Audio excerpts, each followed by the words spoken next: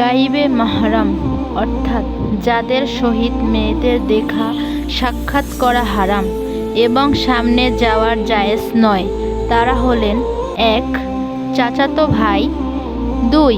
মামাতো ভাই, ৩. ফুফাতো ভাই, ৪. খালাতো ভাই, ৫. খালু, ৬. ফুফা, ৭. চাচাতো মামা, ৮.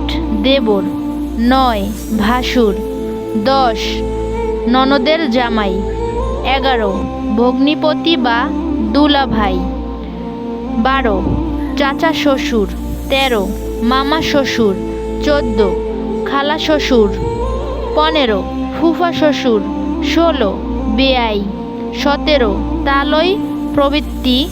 তেমনিভাবে অপরিচিত পুরুষ যাদের সাথে বিবাহ দুস্তর আছে তারাও গাইবে মহরাম।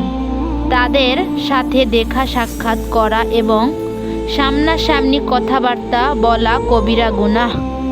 এমনকি যে সমস্ত ছোট ছোট ছেলে স্বামী স্ত্রীর ব্যবহার মর্ম বুঝে সে সমস্ত ছোট ছেলের সঙ্গে ও দেখা দেওয়া নিষেধ।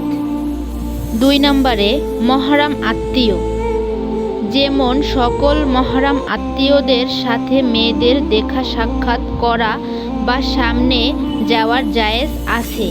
তারা হলেন ১. বাপ মানে বাবা, ২. দাদা, ৩. নানা, ৪. চাচা, ৫. মামা, ৬. আপন ভাই, ৭. দুধ ভাই, ৮. দুধ বাপ মানে দুধ বাবা, ৯. আপন পুত্র, ১০. পুত্রের পুত্র নিচে যত আছে, ১১. কন্যার পুত্র নিচে যত আছে, ১২. সৎ পুত্র, ১৩. সৎ ভাই, ১৪. ভাই পুত্র, ১৫. বোন পুত্র, ১৬.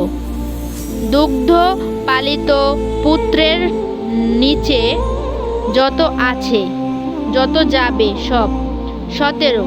দুগ্ধ পালিত কন্যা পুত্র, ১৮. শ্বশুর, ১৯. জামাতা, ২০.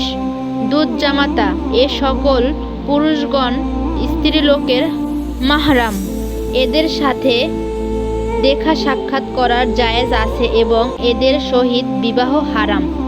এসব আত্মীয়দের সামনেও যথাসম্ভব মুখ ও হাত ছাড়া অন্যান্য অঙ্গ ঢেকে রাখার চেষ্টা করা উচিত।